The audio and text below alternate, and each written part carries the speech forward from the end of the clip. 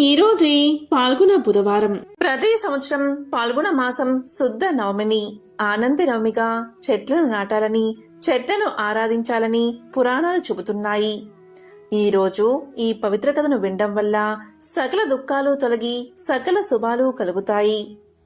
పూర్వకాలంలో అకంపరుడు అనే రాజు ఉండేవాడు.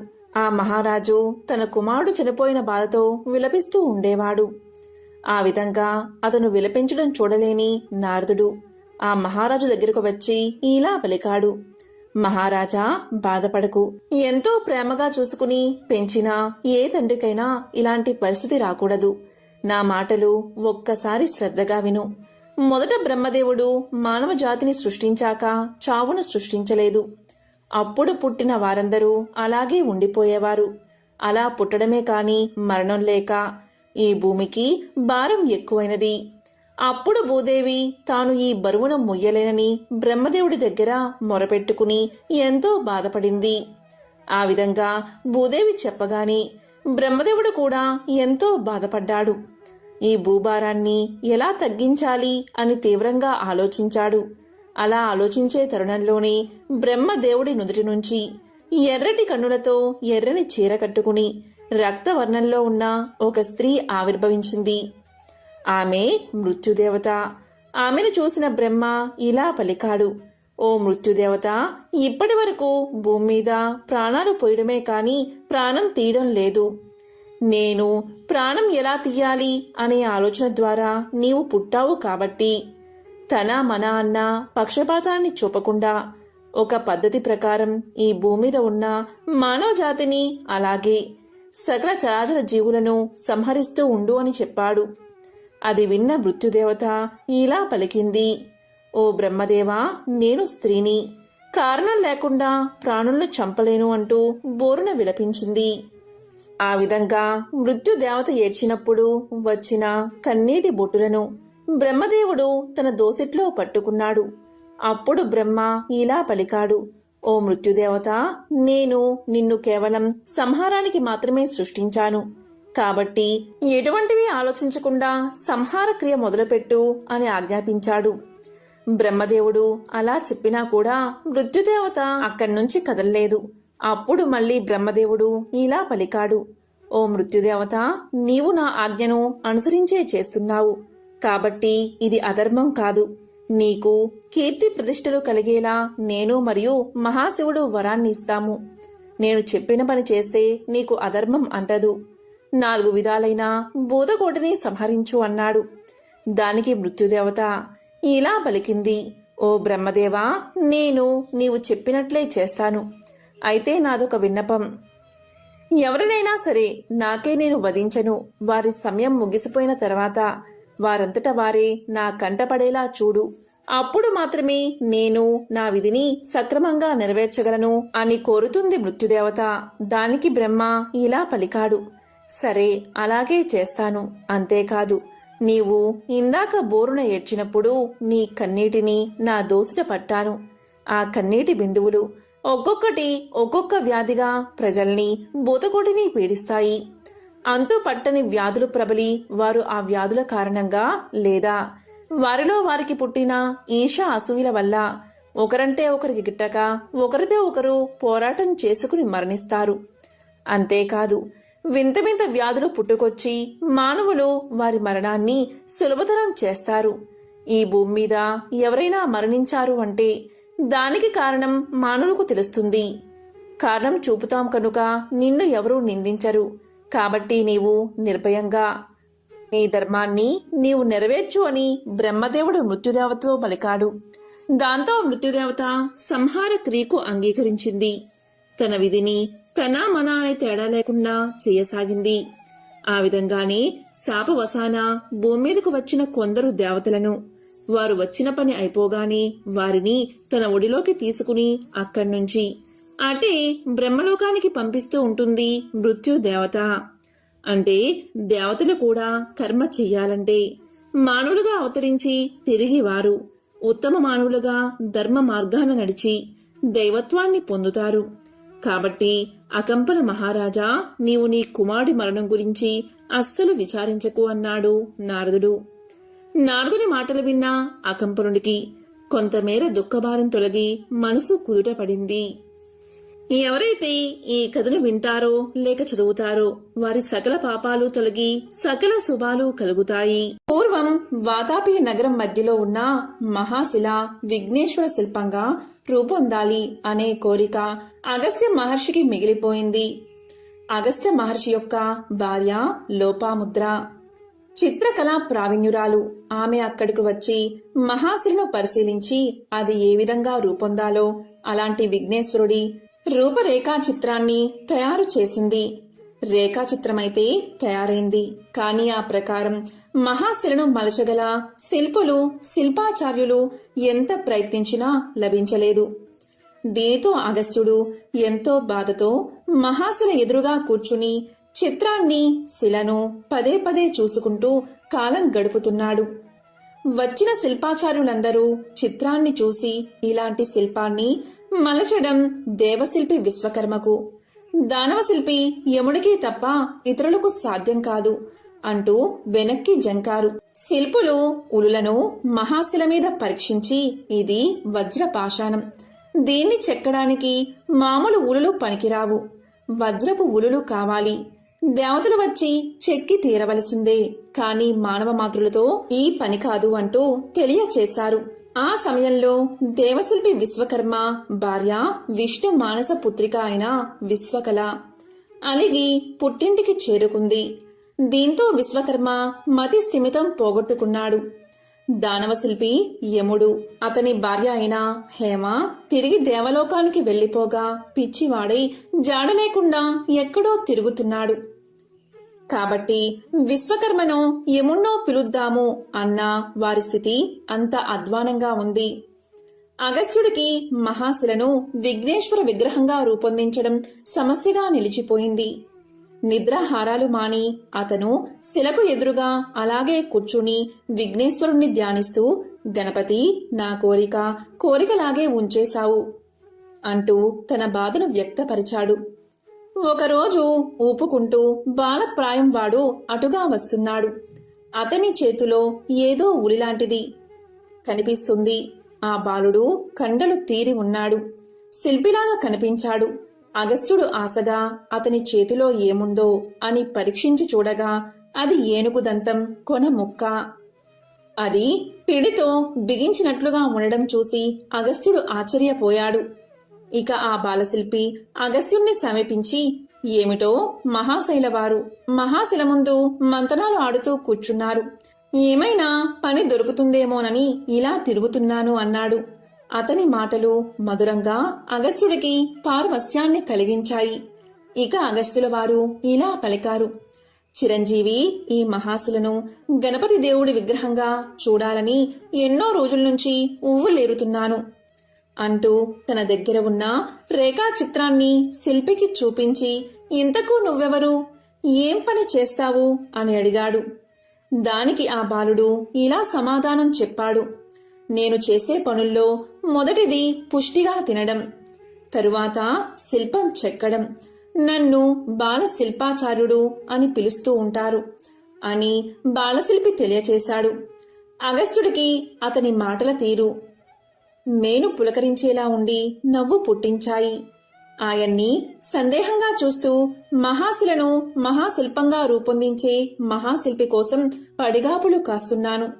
నీవేమో శిల్పిని అంటున్నావు, కాని బాల శిల్పివి. ఈ శిల బ్రహ్మాండమైనది, మహోన్నతమైనది, నీవేమో పొట్టివాడివి. అలాంటప్పుడు మహాశిల్పాన్ని నీవు మలచగలవా అని అగస్త్యుడు పలికాడు. ఆ మాటలకు బాలశిల్పి నవ్వి ఇలా అన్నాడు, నేను బాలశిల్పిని అయినంత మాత్రాన నా శిల్పం మహాశిల్పం కాదని అనుకోకు. మహా అని అన్నంత మాత్రాన గొప్పేమీ కాదు. నా ఉలికి అన్నీ సాధ్యం, కానిదేదీ లేదు అంటూ ఉలిని తీసి చూపించాడు. అది దగదగా వజ్రంలాగా మెరుపులు విరజిమ్మింది. అగస్త్యుడు చూస్తుండగా బాలశిల్పి మహాశిల మీదకు ఉలిని విసిరాడు. ఉలి మొన తాకిడితో పెద్ద మెరుపు, కాంతి, ఉరిమిన శబ్దము బయటకు వచ్చాయి. అక్కడ శిలకు ఒక రంధ్రం ఏర్పడింది. అది నాభిస్థానం. మూర్తి శిల్పానికి నాభిస్థానం చాలా ముఖ్యమైనది. అందున లంబోదరుడి నాభి అంటే వినాయకుడి నాభి. లంబోదరంతో శిల్పం ప్రారంభమైందన్నమాట అని బాలశిల్పి చెప్తుంటే, రాతి నుండి లంబోదర లక్ష్మీకర అంటూ మాలవ రాగంగా సన్నగా పాట అగస్త్యుడికి వినిపించింది. ఇది అయస్కాంత రాయి. చెక్కుతున్నప్పుడు ప్రచండమైన విద్యుత్ వెలువడుతుంది. కనుక శిల్పను చెక్కడం పూర్తయ్యే వరకు ఈ చుట్టుపక్కల ప్రజలను ఉండనివ్వకూడదు. ధ్వనులు కూడా వినిపిస్తాయి. నగరవాసులు భయపడి కంగారు పడవలసిన అవసరం లేదు. కాబట్టి ఓ మహర్షి, ఇక నీవు వెళ్ళవచ్చు. వెళ్ళి నిశ్చింతగా నిద్రపోయి తెల్లవారుజాముకి ఇక్కడికి రావచ్చు. అప్పటికి శిల్పం పూర్తవుతుంది అని చెప్పాడు బాలశిల్పి. దానికి అగస్త్యుల వారు ఆశ్చర్యపడ్డారే కాని అంతకు మించి మరేమీ అతనికి తోచలేదు. అతని బుద్ధి ఏదో నిద్రలో పడ్డట్లుగా ఉంది. అప్పుడు అగస్త్యుల వారు కొంచెం తేరుకుని రేఖా చిత్ర పటాన్ని తీసి బాలశిల్పికి ఇవ్వబోతూ ఉంటే దానికి బాలశిల్పి ఇలా అంటున్నాడు: ఇదివరకే చూపించావు కదా, ఒకసారి చూస్తే చాలు. పదే పదే చూసుకుంటూ చెక్కే రకం ఈ బాలశిల్పి కాదు. ఒక ఆటలాగా చెక్కుకునే రకం. అంతా అయ్యాక చిత్రం గీసిన వారిని వచ్చి చూసుకోమను. సరిగ్గా ఉందో లేదో, చిత్రానికి ఎంత ఇచ్చావో ఏమో కాని నాకు మాత్రం ప్రతిఫలం ఎంత ముట్ట చెబుతావో చూడాలి అని చిలిపిగా అన్నాడు. అతని చివరి మాటలు అగస్త్యునికి దిగులు పుట్టించాయి. తన భార్య లోపాముద్ర కోరిక మేరకు తీసి ఉంచిన ధనం తప్పితే తన అధీనంలో ఇంకేమీ లేదు. అంతా పంచి పెట్టేశాడు. శిల్పికి పారితోషకంగా ఆ కొద్దిపాటి ధనం ఇచ్చివేయక తప్పదు. లోపాముద్రకు ఏం చెప్పను ఇలా అనుకుంటూ అగస్త్యులు వెళ్లేసరికి లోపాముద్ర ముఖం తేజోవంతంగా దీపంలా వెలిగిపోతూ ఉంది. ఏమిటి సంగతి అన్నట్లు భార్య వంక చూశాడు అగస్త్యుడు. ఆనందంతో, అగస్త్యుల వారు నన్ను మన్నించాలి, ఋషిపత్నిలాగే ఉండాలని, అదే ధర్మమని నాకు ముందర నుంచి తెలుసు. నగలు మంచి బట్టలు కావాలని, ధనం సేకరించుకురమ్మని నేను ఎందుకు అన్నానో నాకే ఆశ్చర్యంగా ఉంది. ఇప్పుడు ఏదో ఒక మహత్కార్యం నెరవేరడానికి అనిర్వచనమైన ఏదో శక్తి నా నోట ఆ మాటలు పలికించినట్లు తోస్తుంది. నాకు ఏ పట్టుచీరలు వద్దు, ఏ ధనము వద్దు, ఏ ఆభరణాలు వద్దు. నాలో తాత్కాలికంగా ప్రవేశించిన అజ్ఞానం ఇప్పుడిప్పుడే తొలగిపోతుంది అని పలికింది లోపాముద్ర. ఆమె మాటలకు అగస్త్యుడు లోలోపల సంతోషించాడు. శిల్పి కుదిరాడు. శిల్పం తయారవుతున్నట్లే తెల్లవారేసరికి పూర్తవుతుందట అన్నాడు. దానికి ఋషిభార్య లోపాముద్ర ఇలా పలికింది: ఏమిటి, తెల్లవారేసరికి ఆ మహాశిల శిల్పమవుతుందా? ఆ శిల్పి మానవుడా దేవుడా అన్నది. దానికి అగస్త్యులు ఇలా పలికారు: మానవ మాత్రుడే, బాలుడు కూడా. ప్రతిఫలం ఎలా ఇవ్వాలో, ఎంత ఇవ్వాలో ఏమీ తోచకుండా ఉంది అన్నాడు. దానికి లోపాముద్ర ఇలా పలికింది: నా నిమిత్తంగా తీసి ఉంచిన ధనం ఉంది కదా, అది చాలదా అని పలికింది. దానికి అగస్త్యుల వారు ఇలా అన్నారు: తెల్లవారాక ఏదో ఒక విధంగా సరిపెట్టవచ్చులే అన్నారు. అప్పుడు లోపాముద్ర ఇలా పలికింది: రేపు భాద్రపద శుద్ధ చతుర్థి, వినాయక చవితి రోజు. ఆ మహాశిల ధ్యాసలో పడి మీరు నెలలు తిథులు మర్చిపోతున్నారు అంది. దానికి అగస్త్యులు ఇలా అంటున్నారు: ఏమిటి, రేపు వినాయక చవిత? విఘ్నేశ్వర శిల్పం తయారవ్వడం చిత్రంగా ఉందే అంటూ అగస్త్యుల వారు ఆశ్చర్యపడుతూ ఉంటే లోపాముద్ర ఇలా అంటుంది: ఆ శిల్పి బాలుడు కాదు, మానవ మాతృడు కూడా కాదు అంది. భార్య మాటల్లో ఏదో అద్భుత సత్యం ఉంది అనిపించింది అగస్త్యుల వారికి. చాలా రాత్రి గడిచింది. నిద్ర పట్టలేదు. ఉత్సాహం పెరిగింది. ఏం జరుగుతుందో చూడాలని అగస్త్యుల వారు బయలుదేరారు. అగస్త్యుల వారు మహాశిల దగ్గరికి చేరేసరికి అక్కడ కనిపించిన దృశ్యాన్ని చూసి ఆశ్చర్యపోయారు. అలాగే చతికిల పడిపోయారు. కొన్ని వందల ఉలులు శిల్పాన్ని వాటంతట అవే చెక్కుతున్నాయి. రంగురంగుల విద్యుత్ కాంతులు మిరమిట్లు గొలుపుతున్నాయి. కనకనమని శబ్దం, నూరుమంటూ శబ్దం వెలువడుతుంది. ఉలులన్నీ ఏనుగు దంతం కొన మొక్కల్లాగా వజ్రాల్లాగా మెరిసిపోతూ ఉన్నాయి.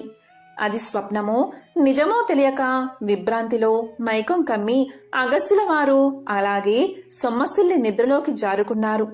అలా నిద్రపోయిన ఋషి కళ్ళు తెరిచేసరికి ఎదురుగా తట్టి లేపుతున్న బాలశిల్పి కనిపించాడు. తూర్పు తెల్లవారుతున్నది. బాలశిల్పి ఇలా అంటున్నాడు, ఏమిటి మహర్షి, ఇక్కడ ఇలా నిద్రపోతూ ఉన్నావు? యోగ విద్యా పారంగతుడైనా నీవు ఈ కలల నిద్ర ఏమిటి? శిల్పం పూర్తయింది. చిత్రం గీసిన వారిని వచ్చి చూసుకోమను. చిత్రించిందంతా సరిగ్గా శిల్పం రూపం పొందిందో లేదో అని బాలశిల్పి అంటూ ఉండగా పల్లెం నిండా కుడుములు, జలము, పూలు పట్టుకుని లోపాముద్ర అక్కడికి చేరుకుంది. అగస్త్యుల వారు సంబరమాశ్చర్యాలతో స్ఫటికంలో మెరిసిపోతున్న విఘ్నేశ్వర మహాశిల్పాన్ని చూస్తూ ఉండగా బాలశిల్పి ఇలా పలికాడు, మరి నాకు ప్రతిఫలం ఏమిస్తావో ఇవ్వు మరి అన్నాడు. ఇక అగస్త్యుడు మాట తడబడుతూ, మహాశిల్పి నీకు ఏమిచ్చినా చాలదు. అయినా చంద్రుడికో నూలు పోగు అన్నట్లు కొద్దిపాటి ధనం తీసి ఉంచాను, తెస్తాను అన్నాడు. ఇక బాలశిల్పి ఇలా పలికాడు, సరే, ఇంతకు రేఖా చిత్ర రచన చేసినందుకు ఎంత ఇచ్చావో చెప్పు. శిల్పం చెక్కడం శ్రమ మాత్రమే, కానీ శిల్పాకృతి అంతా మూలమైన ఆ రేఖా చిత్రానిది. చిత్రాన్ని గీయడం ఊహా సంపన్నమైన మేధస్సుతో కూడిన కళ అన్నాడు. దానికి అగస్త్యుల వారు, అయ్యా బాలశిల్పి, చిత్రాన్ని చిత్రీకరించింది మరెవరో కాదు, నా భార్యే లోపాముద్ర అన్నట్లుగా ఆమె వంక చూశాడు. ఇక లోపాముద్ర ఏదో తన్మయ అవస్థలో మునిగిపోయి ఉంది. అప్పుడు బాలశిల్పి ఇలా పలికాడు, ఏమిటి మహర్షి, నేనైతే ఒక మహానగరాన్ని నిర్మించడానికి సరిపడే ధనాన్ని నీ భార్యకు ఇచ్చి ఉందును. అంత గొప్ప రేఖాచిత్రమది. ఆ ధనమంతా ఆ అమ్మకే చెందుతుంది అన్నాడు. దానికి అగస్త్యుల వారు ఇలా పలికారు, అసలు ఆ ధనాన్ని ఆమె కోసమే తీసి ఉంచాను అన్నాడు అని నోరు జారాడు. దానికి బాలశిల్పి ఆశ్చర్యంగా ఇలా అన్నాడు, ఏమిటి, ఇంతకు ఇది స్త్రీ ధనమన్న మాట చెప్పావు కనుక సరిపోయింది. నువ్వు ఇచ్చినా నేను పుచ్చుకోను. ఎంత ఘోరం జరిగి ఉండేదో నేను తీసుకుంటే. అందులో చిల్లి గవ్వ కూడా నాకు అక్కర్లేదు అంటూ లోపాముద్ర వంక చూసి, అమ్మా, నీ చేత్తో ఒక బెల్లం కుడుము నాకు పెట్టు, నాకు అదే చాలు.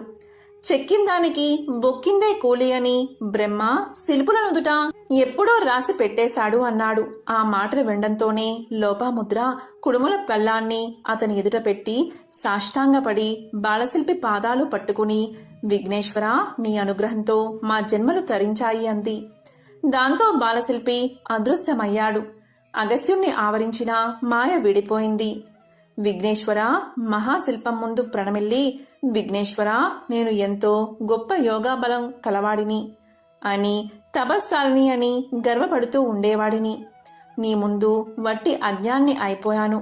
ఎంతటి వాడైనా నీ మాయకు అతీతుడు కాదు అంటూ నమస్కారాలు చేస్తూ లెంపులు వేసుకుంటూ ఉంటే శిల్పంలోంచి వాతాపి గణపతి భజేహం అనే కీర్తన హంసధ్వని రాగంతో మారు మోగుతూ వినిపించింది. అప్పుడు ఆ గానానికి తన్మయుడైన అగస్త్యుడు ఇలా పలికాడు, వాతాపి గణపతి, నీ అద్భుత శిల్పాన్ని నీవే మలుచుకున్నావు. ఇటువంటి మహోన్నత శిల్పం చెక్కడం ఎవరి తరమో అన్నాడు. అప్పుడు విఘ్నేశుడి విగ్రహంలోంచి ఇలా పలికాడు, అగస్త్య మహర్షి, నా కోసమని నేను శిల్పం చెక్కుకోలేదు. నీ తృప్తి కోసం నీ కోరిక నెరవేర్చాను అంతే. అందువల్ల ఈ మహాశిల్పం కొంతకాలం మాత్రమే ఉంటుంది, అటు తర్వాత అదృశ్యమవుతుంది. ద్వాపరంలో ధర్మరాజు అశ్వమేధ యాగం సందర్భంలో ఇదే స్థానంలో మరొక పెద్ద విగ్రహాన్ని ప్రతిష్ఠింపచేస్తాడు అంటూ విఘ్నేశ్వరుడి మాటలు వినిపించాయి. ఇక అగస్త్యుడు శిల్పానికి నమస్కారం చేసి పూజలు చేశాడు. కాబట్టి ఎవరైతే ఈ కథను వింటారో లేక చెప్తారో వారి జన్మల పాపాలు పోయి కోటి జన్మల మహాపుణ్యం వస్తుంది. ఒకానొకసారి గోలోకంలో లక్ష్మీదేవి, సరస్వతీదేవి రాధల మధ్య కలహం వచ్చి ఒకరినొకరు శపించుకుంటూ ఉన్నారు. ఆ శాపం కారణంగా లక్ష్మీదేవి భూలోకంలో ఉన్నటువంటి వృషధ్వజుడు అనే మహారాజుకు కుమార్తెగా జన్మించింది. ఆమెకు ఆ మహారాజు తులసి అని నామకరణం చేశాడు. తులసి పుట్టినప్పటి నుంచి విష్ణు భక్తురాలు. విష్ణువే తనకు భర్తగా కావాలి అనే సంకల్పంతో విష్ణు అనుగ్రహాన్ని పొందడానికి వనానికి వెళ్లి బ్రహ్మ గురించి ఘోరమైన తపస్సు చేయడం మొదలుపెట్టింది. ఆమె తపస్సుకు మెచ్చిన బ్రహ్మ ప్రత్యక్షమై ఇలా పలికాడు, తులసి, నీ తపస్సుకు నేను ఎంతగానో సంతోషించాను. శ్రీమన్నారాయణ్ణి వివాహం చేసుకోవాలి అని భావించి నువ్వు తపస్సు చేశావు. కానీ ఈ జన్మలో నీ కోరిక నెరవేరదు. ఈ జన్మలో నీకు విష్ణు అంశ సంభూతుడే పతిగా లభిస్తాడు. అతడే నిన్ను వెతుక్కుంటూ స్వయంగా వస్తాడు. అతన్ని వరించి నీ జన్మ సార్థకం చేసుకో. మరుసటి జన్మలో అంటే కలియుగాంతంలో నీవు వైకుంఠం చేరుకుని ఆ శ్రీమన్నారాయణుడి వక్షస్థలముందు స్థానాన్ని పొందుతావు అని వరాన్ని ప్రసాదించి అదృశ్యం అయిపోయాడు బ్రహ్మ. బ్రహ్మదేవుడి మాటలకు తులసి ఎంతగానో సంతోషించి నారాయణ నామస్మరణం చేసుకుంటూ తనకి కాబోయే పతి రాక కోసం ఎదురుచూస్తూ ఆ వనంలోనే కాలం గడుపుతూ ఉంది.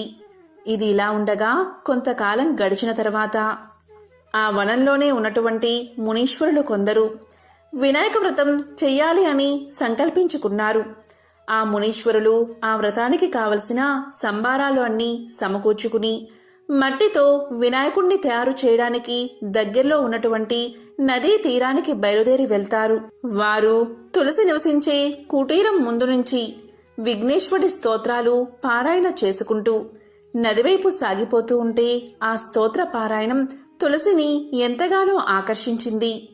అయితే అప్పటికే మునులు ఆ వనంలోని చెట్ల మధ్య కనుమరుగు అయిపోవడం వల్ల ఆ పూజ యొక్క వివరాలు తెలుసుకోవడానికి తులసి వారి రాక కోసం అక్కడే ఎదురుచూస్తూ నిలబడి ఉంటుంది. మునీశ్వరులు నదీ తీరానికి చేరుకుని నదిలో పవిత్ర స్నానాలు ఆచరించి ఆ తరువాత వేదోక్తంగా నదిలో నుంచి మట్టిని తీసి వేద పఠనం చేస్తూ మట్టితో వినాయకుణ్ణి తయారు చేస్తారు. ఆ తరువాత వేద మంత్రాలతో ఊరేగింపుగా వినాయకుణ్ణి తీసుకుని ఆశ్రమ ప్రాంతానికి బయలుదేరతారు. వారి రాక కోసం ఎదురు చూస్తున్న తులసి అనూహ్యమైన భక్తిభావంతో వారిని అనుసరించింది. మునులు ఆశ్రమ ప్రాంతంలో ప్రత్యేకంగా నిర్మించిన చలువ పందిరి కింద ఉచిత ఆసనం మీద వినాయకుడి ప్రతిమ ఉంచి ధ్యాన ఆవాహనాది షోడశోపచార విధాన క్రమంతో వినాయక పూజ చేయడం ప్రారంభించారు ఆ మునీశ్వరులు. ఆ చుట్టుపక్కల నివసించే ప్రజలందరూ వినాయక వ్రతాన్ని చూడడానికి ఆ తరువాత తీర్థ ప్రసాదాలు స్వీకరించడానికి అక్కడికి వచ్చారు. వారందరికీ వినాయకుడి తత్వాన్ని విసితం చేస్తూ ఒక ముని ఇలా పలికాడు, నాయనలారా, వినాయకుడు సాక్షాత్తు ఆ పరబ్రహ్మ అవతారమే. విష్ణుమూర్తి అంటే వ్యాపించినది అని అర్థం. అంటే సర్వత్రా ఉండేది, ఇందుగలడు అందులేడు అనే సందేహం వలదు. ఆ శంఖచక్ర గదాధారుడు అన్నిటా ఉంటాడు. ఆ విష్ణువే పృథ్వీ రూపాన్ని దాల్చాడు. ఆ ప్రకృతితోనే పురుషుడైన పరమేశ్వర తత్వం చేరడం చేత పరబ్రహ్మ ఈ విఘ్నేశ్వరుడి రూపంగా అవతరించాడు. కనుక విష్ణువు ఇతడే, శివుడు కూడా ఇతడే, శివకేశవులకు మూలమైన ఆ పరబ్రహ్మం కూడా ఇతడే అని వివరించి చెప్పాడు. ఆ మాటలు విన్నటువంటి తులసీదేవి మదిలో బలంగా ఒక విషయం నాటుకుపోయింది. విష్ణువే విఘ్నేశ్వరుడు అని భావించింది. బ్రహ్మ వరాన్ని అనుసరించి ఈ జన్మలో విష్ణు సంభూతుడు తన్ను వెతుక్కుంటూ వచ్చి వివాహం చేసుకోవాలి. విఘ్నేశ్వరుడు విష్ణు అంశ సంభూతుడు తన్ను వివాహం చేసుకోవడానికి ఇలా వెతుక్కుంటూ వచ్చాడు అని అనుకుంది. అలా భావించి తులసి తానున్న స్థలం, సమయం, సందర్భాన్ని మర్చిపోయి మోహావేశంతో పరిగెత్తుకుంటూ వెళ్లి విగ్రహ రూపంలో ఉన్నటువంటి విఘ్నేశ్వరుణ్ణి సమీపించి ఇలా పలికింది, స్వామి, జన్మజన్మలకు నీవే నా పతివి, నేనే నీ అర్ధాంగిని. నన్ను అనుగ్రహించు, నన్ను వరించు, ఇదిగో నా వరమాల అంటూ వినాయకుడి మెడలో వరమాల వెయ్యబోయింది.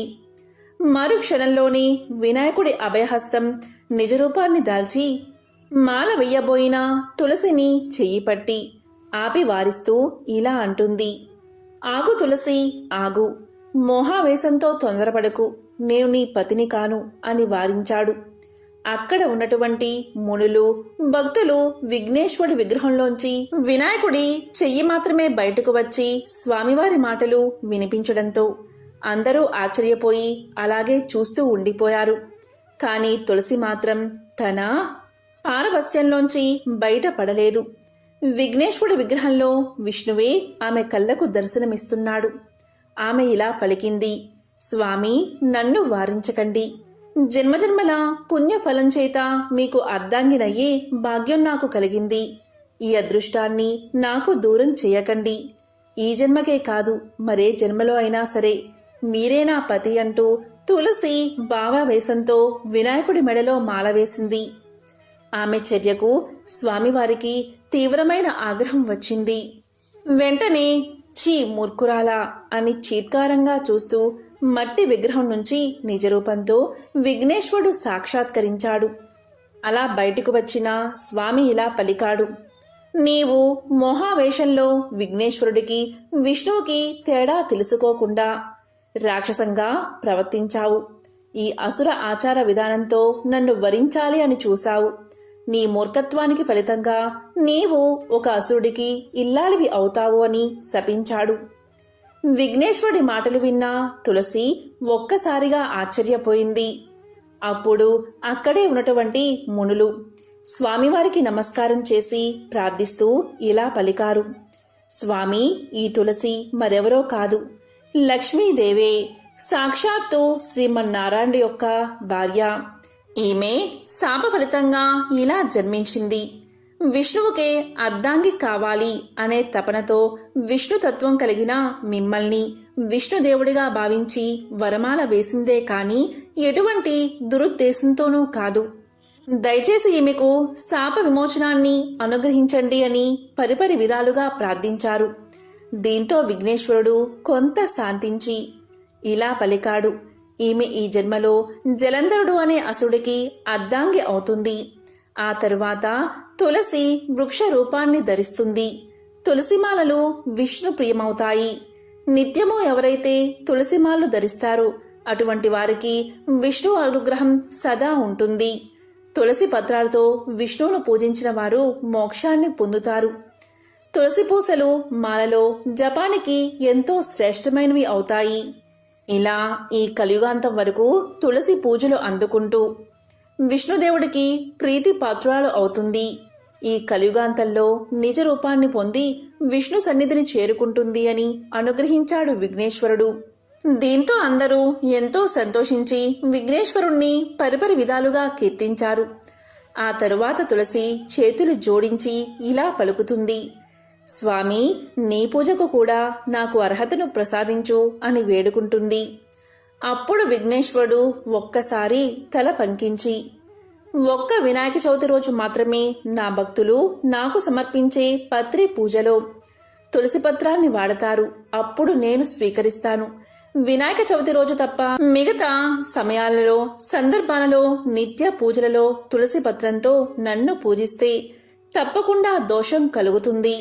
ప్రతి సంవత్సరం వినాయక చవితి రోజు మాత్రమే నన్ను తులసి దళాలతో పూజించాలి అనే వరాన్ని ఇచ్చి అదృశ్యమయ్యాడు వినాయకుడు. పూర్వకాలంలో ఒక అరణ్యంలో భార్యాభర్తలు ఇద్దరూ కలిసి ఒక చిన్న కుటీరాన్ని నిర్మించుకుని దానిలోనే నివసిస్తూ అక్కడికి దగ్గరలోనే ఉన్నటువంటి భూమిని సేద్యం చేస్తూ ధాన్యాన్ని పండిస్తూ ఆ ధాన్యంతోనే అటుగా వచ్చే అతిథులకు అన్నదానం చేస్తూ విశేషమైన పుణ్యాన్ని సంపాదించుకున్నారు. ఆ అరణ్య ప్రాంతంలోనే అనింద్రుడు అనే మూషికరాజు, మూషికము అంటే ఎలుక, తన భార్యా బిడ్డలతో కలుగులో నివసిస్తూ ఉండేవాడు. మూషికము క్రోధ, లోభ, మద మాత్సర్యాది దురాభిమానాలకు ప్రతీక. అంతేకాదు రజో తమో గుణాలకు ప్రతిరూపం. ఈ రెండు గుణాల కలయిక వినాశానికి సంకేతం. దీనికి గర్వం, అహంకారం అధికంగానే ఉంటాయి. ఈ దుర్గుణాలు అన్నిటినీ పునికి పుచ్చుకున్న మూషికరాజు అయినటువంటి అనీంద్రుడు తన భార్య పిల్లలతో కలిసి మహర్షి దంపతుల పంటను నాశనం చేస్తూ ఉండేవాడు. అదిరించే లోపనే రెప్పపాటులోనే కలుగులో దూరి మాయమైపోయేవాడు. పండిన పంటలో 3/4 పంట ఈ మూషికం కారణంగా నాశనమైపోయి ఒక్క వంతు పంట మాత్రమే మిగిలేది. దీంతో మహర్షి భార్య ఎంతగానో బాధపడుతూ ఒకసారి భర్తతో ఇలా అంటుంది, ఏమండి, మనం శ్రమించి పండిస్తున్న పంటలో 3వ వంతు ఆ మూషికం వల్ల పాడైపోతుంది.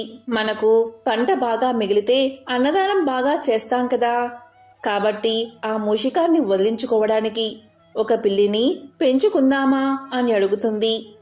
భార్య మాటలు విన్న మహర్షి ఇలా అంటాడు, చూడు, మూషికాల బెడద వదిలించుకోవడానికి మనం పిల్లిని పెంచుతాం. అది ఎలుకను చంపుతుంది కాబట్టి అది చేసిన పాపం మనకే చుట్టుకుంటుంది. ఆ తరువాత ఆ పిల్లి పాలు పెరుగు పడగొడుతూ ఉంటుంది. దాన్ని అదుపులో ఉంచడానికి కుక్కను పెంచాలి. ఆ పాపం కూడా మనకే చుట్టుకుంటుంది.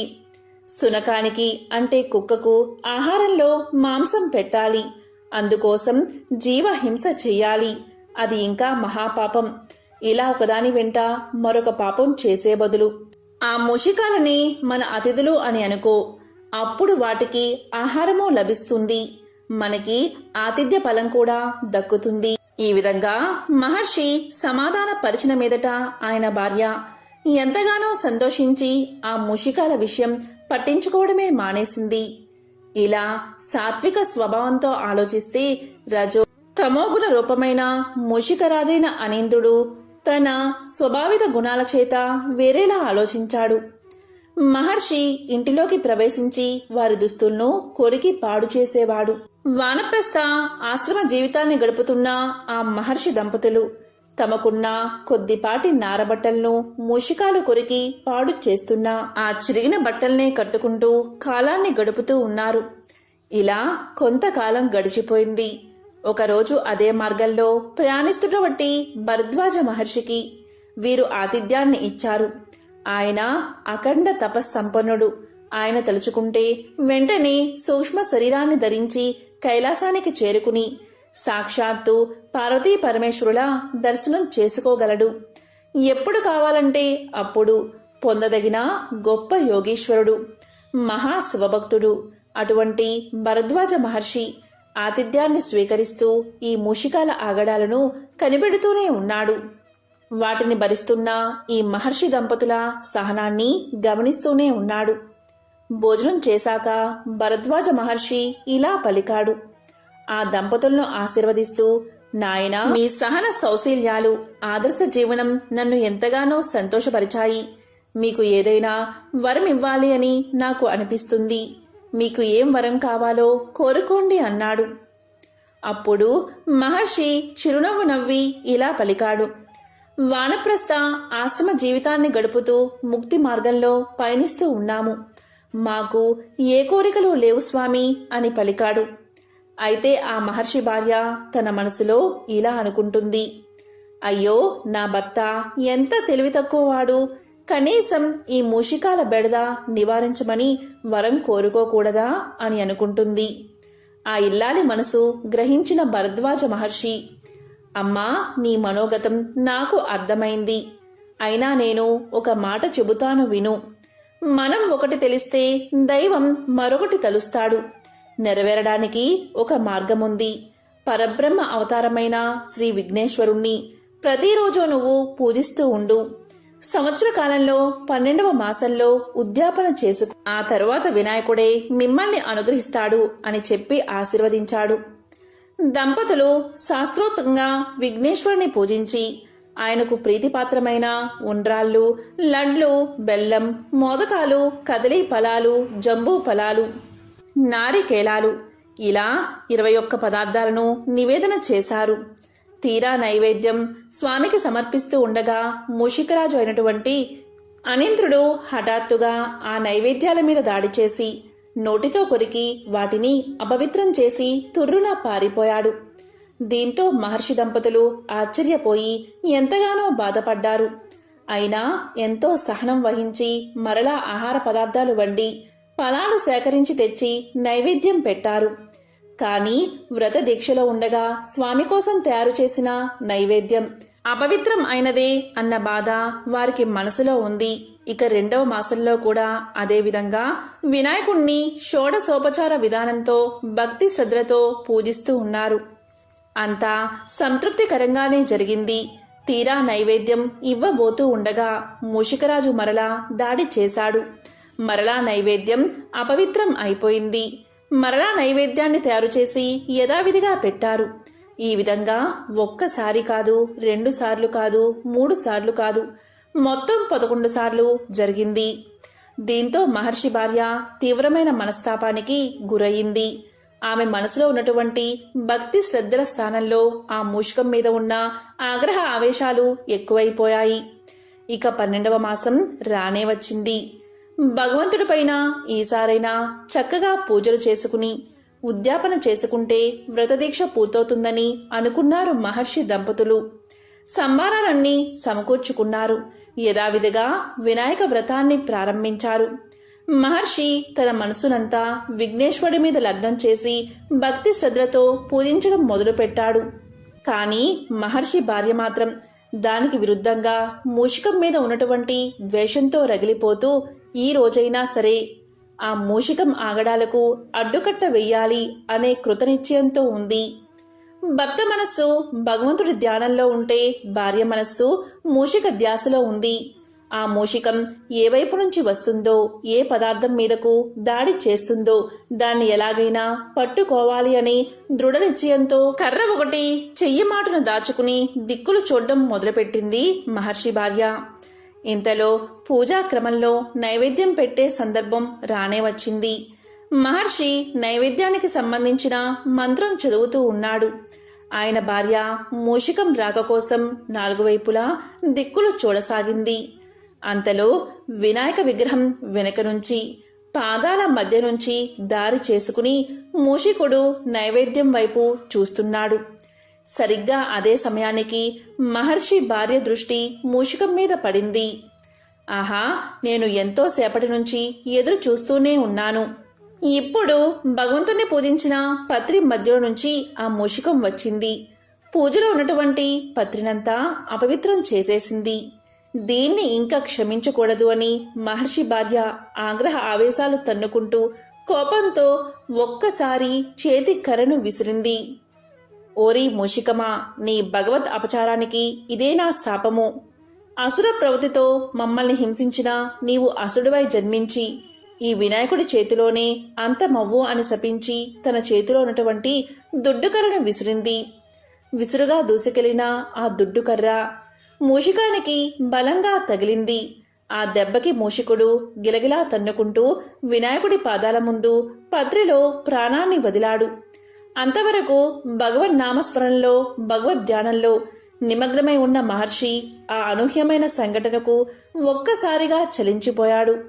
భార్య చేసిన కిరాతకం ఆయన హృదయాన్ని కలిచివేసింది. ఆయనలో సహనం కట్టలు తెంచుకుని ఆగ్రహం బయటకు వచ్చింది. అప్పుడు మహర్షి ఇలా పలికాడు.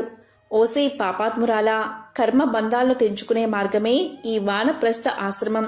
ఈ విషయం నీకు తెలిసి కూడా నువ్వు సామాన్య మానవురాలు వలె ఒక ముష్కం మీద కోపాన్ని పెంచుకుని దాన్ని శపించావు.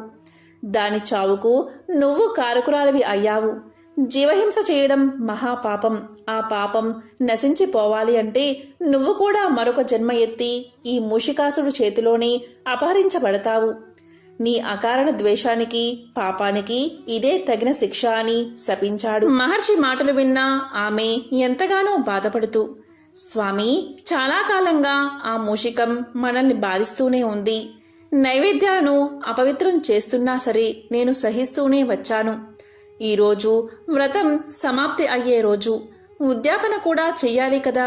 ఈ రోజైనా సరే దాన్ని తరిమేసి నైవేద్యం అపవిత్రం కాకుండా కాపాడాలని నేను చూస్తూ ఉంటే అది ఏకంగా భగవంతుడి పాదాల మధ్యనే చేరి ఆయనకు మనం పూజ చేసిన పవిత్రమైన పత్రిని అపవిత్రం చేసింది. నన్ను ఇన్ని రోజుల నుంచి ఎంతగానో బాధ పెట్టింది.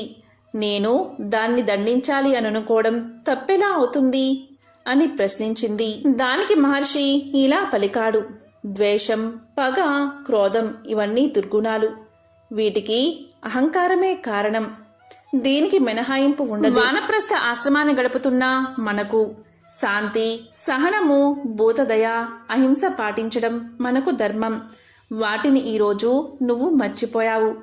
అతిథి సేవ మన కర్తవ్యం. అంటే మానవుడే కాదు, సర్వజీవులు కూడా అతిథులే. ఈ మూషికం కూడా మనకి అతిథి లాంటిదే అనే నేను ఏనాడో నీకు చెప్పాను. నువ్వు నా మాటను మర్చిపోయావు. పరబ్రహ్మమే సర్వజీవుల్లో నివసిస్తూ ఉంటాడు. ఆ సత్యాన్ని నువ్వు మర్చిపోయావు. మూషిక రూపంలో నైవేద్యాన్ని ఆరగించడానికి వచ్చిన భగవంతుడిని గుర్తించలేక అది మామూలు జంతువు అనే భావంతో, క్రోధంతో దాని మీదకు కర్ర విసిరి హింసించావు. పైగా శపించావు. అందువల్లే ఇంతకాలం నువ్వు సంపాదించుకున్న తపశ్శక్తిని దుర్వినియోగం చేశావు. అందుకే నీకు పాపం అంటుకుంది.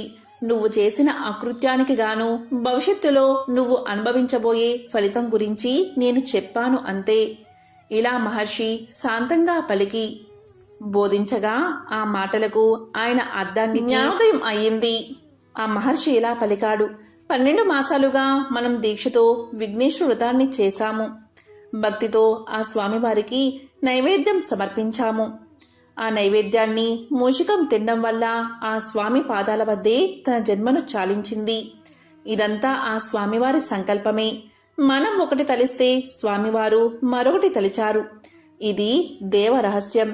నీకు ఒక దారి చూపిస్తాడు అని చెప్పాడు మహర్షి. ఆ ఇల్లాలు ఆ మాటలు విని, నేను కృతజ్ఞరాలిని. మరో జన్మ ఎత్తి త్వరగా నీ పాద సన్నిధికి చేరుకోవడానికి ఇప్పుడే నేను ఈ జన్మ చాలిస్తున్నాను అని చెబుతూ ముందుకు వంగి భర్త పాదాల మీద పడి ఓం గం గణపతియే నమః అని అంటూ విఘ్నేశ్వరుని తలుస్తూ తన యోగశక్తితో శరీరాన్ని చాలించింది. ఎంతో పవిత్రమైన విశేషమైన ఈ రోజు, అంటే బుధవారం రోజు ఈ కథలను విన్నా, చదివినా, చెప్పినా, వినిపించినా సకల శుభాలు కలుగుతాయి. జన్మల దోషాలు తొలగి కోటి జన్మల పుణ్యం వస్తుంది. విఘ్నేశ్వరుడి మంత్రాలు అత్యంత శక్తివంతమైనవి. హిందూ సాంప్రదాయం, శైవం, వైష్ణవం అన్ని ప్రాంతాల్లోనూ, అన్ని ఆచారాల్లోనూ వినాయకుడి ప్రార్థన, పూజ సాధారణం. ఓం గం గణపతియే నమః ఈ మంత్రం చాలా విశేషమైనది. అంటే దేవతల ప్రభువుకు వందనం చేస్తున్నామని అర్థం. గణపతి మూలాధార చక్రానికి అధిపతి. అందువల్ల ఈ మంత్రంతో మూలాధార చక్రానికి శక్తి లభించి ఉత్తేజితమవుతుంది. ఈ మంత్రాన్ని జపించడం వల్ల ఆటంకాలు తొలగిపోతాయి. ఓం శ్రీం హ్రీం క్లీం గ్లౌం గహ గణపతియే నమః ఈ మంత్రం కూడా చాలా శక్తివంతమైనది. దీన్ని శుచి శుభ్రతలతో 21 సార్లు పఠిస్తే, ఉచ్చారణ లోపం లేకుండా స్వామిని పూజిస్తే సకల శుభాలు కలుగుతాయి. కోరిన కోరికలు నెరవేరతాయి. స్వామి అనుగ్రహం మీకు కలుగుతుంది. ఓం గం గణపతియే నమః.